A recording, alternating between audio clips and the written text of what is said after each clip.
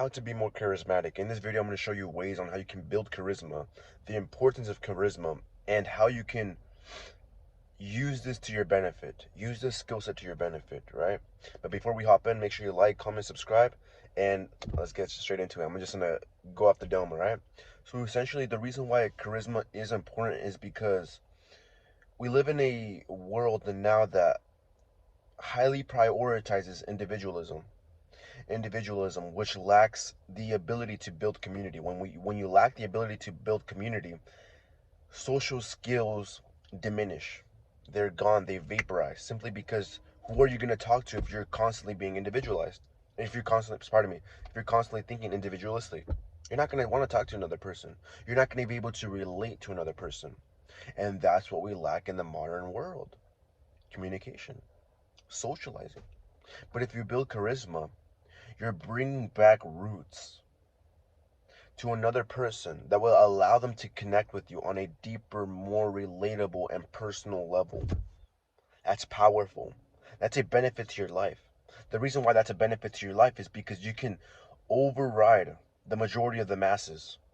And how you do this is simply because you can get people to like you more, where most people don't like each other. You can get people to relate to you more, where other people can't relate to others.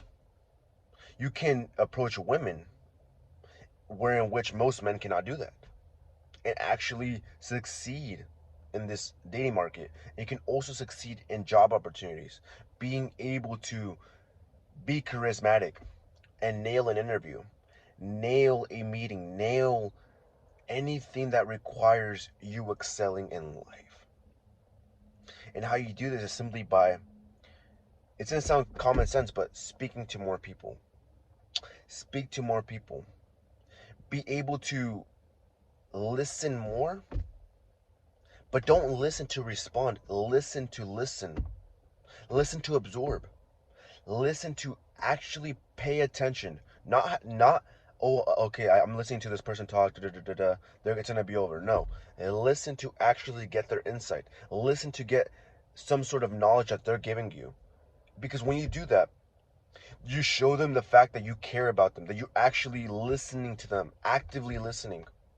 The way you show people that you're actually listening using charisma is simply by saying things like, "Oh, I see where you're coming from in that aspect. Oh, I know you were talking about cars, right? And earlier on in the conversation, do you ever plan on getting this kind of car? See how I bring back an element back from the past that they said? They're like, damn, I really did say that. This guy's really paying attention, and they feel more immersed. They feel more immersed in the conversation simply because you are really nailing key points in the conversation. You're nailing key ideas that they told you, and that makes people feel good. And here's the thing: the reason why they're gonna like you when you do this is because most people like to talk about themselves. The most commonly liked words in the dictionary is me and I. That's a fact. That is a fact. So when people get to talk about themselves purely when they're with you, oh man, they're gonna like you. Because what happens when they talk to you? They're able to talk about themselves. They're able to put themselves on a pedestal. That's powerful. A benefit. And number two, one thing that I really benefited from, one thing that really helped me out was watching other people, especially like interviewers or people who had charisma already, people who were good with women, people who were good at sales too. I would watch these folks because, believe it or not, I sucked at conversations. I sucked at communication. I sucked at charisma. But here's the thing: when I would watch these folks, I would really, really pay attention. And I would notice that this, going back to my main point, that 30% of the time they were talking, but 70% of the time they were listening. 70% of the time they were listening, and 30% of the time they were talking. And the one thing I did notice that really helped those folks, the one thing I really pay attention to was how their humor was, how their body language was. When they're listening, they're nodding their head, or when they're listening to someone else, they lean in. They lean in, or they use their hands to express a thought. They use their hands to express an idea. They use it to benefit their dialogue. And when they're speaking to others, they're not looking around. No, they're looking at them in the eyes. Or when they're making a point, they look away for a second. I'll give you an example. Oh yeah, I remember getting this one car. This is one of my favorite cars that I got because it was a BMW, and I love BMWs. When I make the point, that's when I look at the person I'm talking to, and I noticed that when I noticed these folks, because you can pick up a lot of things from a lot of people, especially if they're good at a skill set that you are admiring, a skill set that you want to attain. Watch other people, interviewers. Watch people maybe pick up PUAs, pickup artists. They're good. Watch people who are great at sales, Grant Cardone. Watch how they can persuade by being relatable, by being more personable. Because when they do that, you can see the fact that this is actually easier than you thought. It's actually way easier than you thought. But sometimes our social skills aren't as great because we live in a different world. We live in a different world, but learn from other folks. And number three, I alluded to this on my second point, but humor. Humor. When you're funny, you allow people to open up. You allow people to truly let go of the guard of their and sales, it's called a sales guard, right? When they have you, when they think you're selling them something, right? Because a lot of people are on edge these days, and it's the same thing as sales. And when you're able to make people laugh, it relieves stress, it relieves the pressure, it relieves the tension. This actually helped me a lot with women. When I was first starting out with women, I'm more of a person that's very direct, right? I'm a person that keeps it very straight to the point. But I noticed that a lot of people were kind of getting rubbed off by that, and that was my fault. I couldn't. I mean, at first I took it personally, but I started taking accountability, noticing that it's my fault. I'm putting too much pressure. I'm putting too much tension. But by being funny, I'm not saying be a clown. I'm not saying be a clown. I'm saying add a little bit of humor. For example, if I'm seeing a girl, right, and she's like 5'2", I'm like, nah, you're like 4'11", right? Good line, good line. Like teasing. Like teasing works. You do want to be careful with this, especially day-to-day life, but being funny, like, or making funny little remarks, trying to push it too far, but just allowing people to see you as a guy that is lighthearted. That's all it comes down to, being lighthearted, someone that can ease the tension. I mean, why do you think people go to comedy shows? To relieve stress, relieve pressure. Now that you know this, use it to your carousel. Put it in your charismatic carousel. You can use it to your advantage whenever there's tension, whenever there's something that you want to, someone you want to relate to, someone you want to talk to, someone you want to get more personal with. Add a little bit of humor. And also, this will help you when closing out a conversation, especially small talk or a deep talk. End off on a funny moment, meaning say a funny joke. Be like, "Oh man, I really like I'm gonna leave right now, but yeah, I'll catch you later. I have to leave right now because my shoes are all squeaky, like the SpongeBob ones. It's kind of corny right there, but I'll catch you later. My name was Emmanuel. What's your name? Oh, okay, cool, man. I'll catch you in a bit, okay? So the last impression they have of you is you being a funny guy. The last impression they have of you is being a lighthearted dude, being more charismatic, making you more likable, making you more relatable to that person. It's powerful.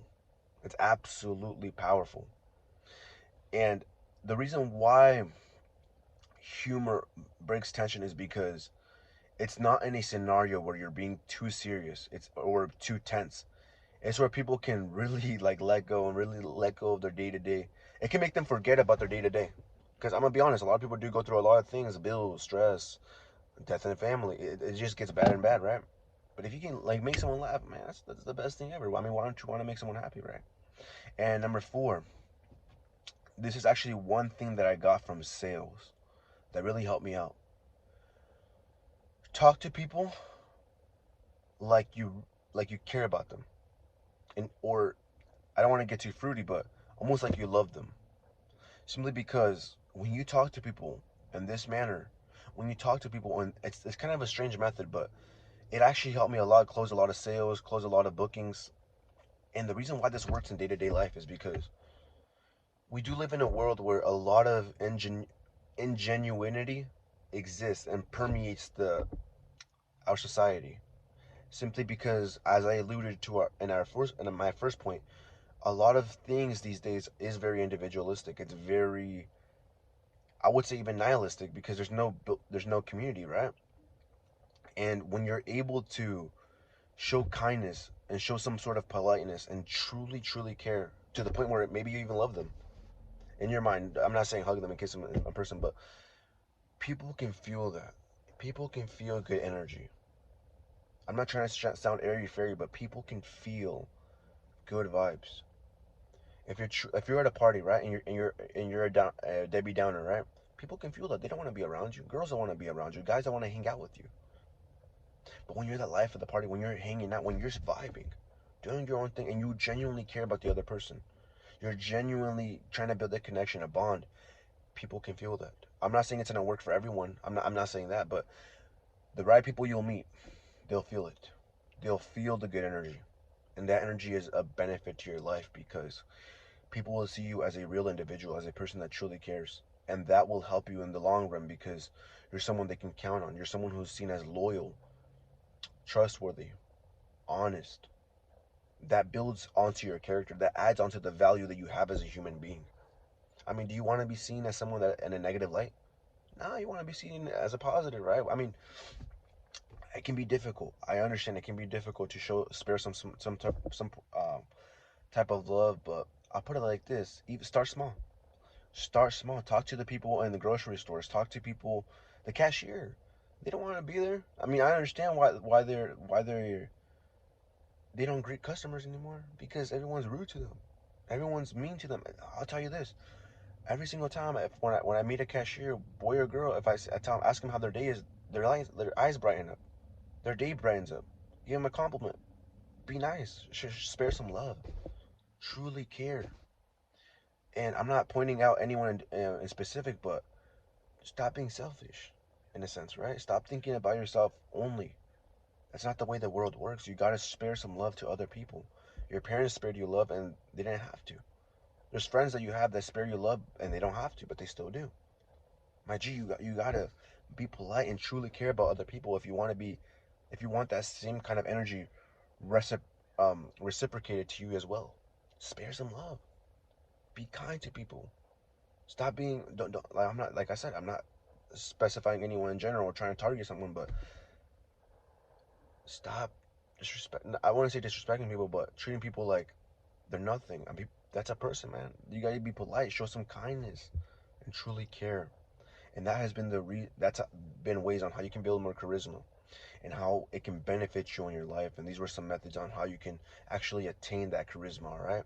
So my G, if you made it this far, you make sure you like, comment, subscribe. I'll catch you on the next one. All right. Peace.